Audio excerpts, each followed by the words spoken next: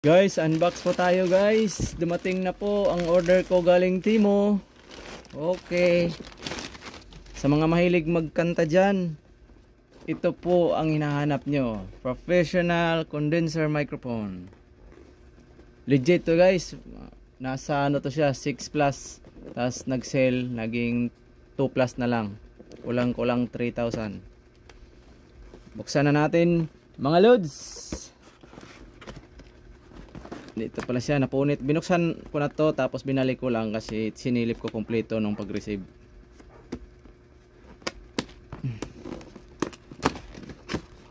Okay, charang! Ito na po yung laman niya mga loads. Ito yung sa sagap ng hangin para hindi siya maingay pag naghinga. Condenser sa hangin. Tapos ito yung wire niya, connect sa microphone. At ito naman yung microphone niya mga loads. Tanggalin ko lang para makita nyo.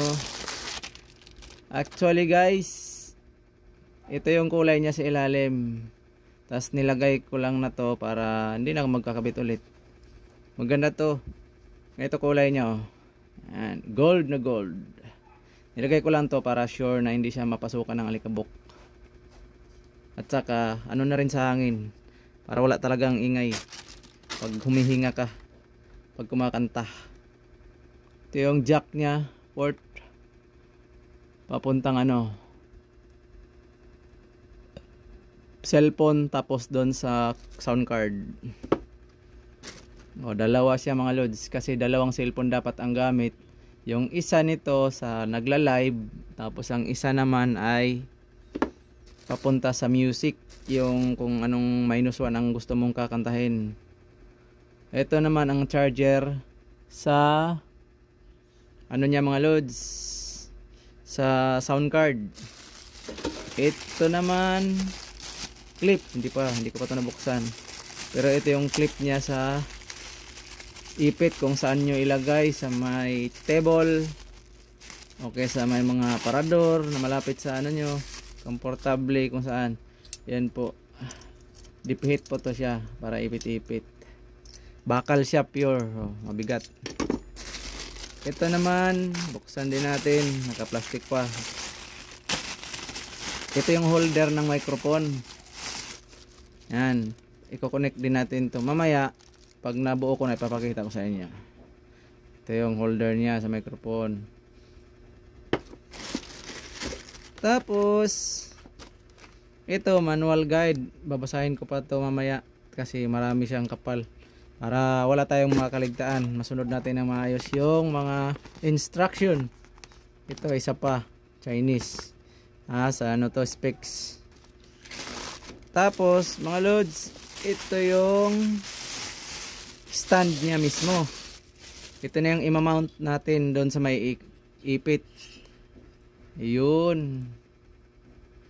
Tara, matibay mga loads. Iba talaga pag medyo may presyo na. Hindi na siya, wala ka makitang plastic, puro bakal. Plastic, pihitan na lang. Tibay. Okay, mamaya na yan. Ito na yon finally mga loads. Ito na yung sound card. Tcharan! Ganda. Yun o, basahin natin sa likod mga loads. Live sound card, charging voltage 5 volts na siya, as 1 ampere. Output niya 44.1 kHz. Sampling bits 16 bits. Within China pa rin kasi ano na siya distributor, main distributor ang China ngayon kasi kahit saan. Ito yung mic volume, echo volume, bass. Ito yung ano niya, mga pindutan. Sa saksakan pala mga loads. Ito yung condenser mic, headset, earphone, accompaniment. Ito, tatlong sa cellphone niya oh. Tapos OTG or PC. Tapos charging. Try natin buksan mga loads. Ano ang gaganda ng kulay nito mga loads pag binuksan oh. Tingnan nyo ha. Yun. Ang ganda.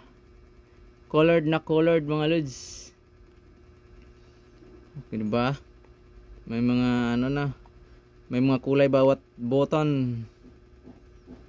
Yelled, Mary, slash, gunshot pa. May mga gunshot pa. Laughter. Awesome. And cheer. Primal sound. Recording studio. Ito, no, pag nagre-record. Change. May change voice din siya mga lods. Tapos ito yung sa ano niya, monitor. Company.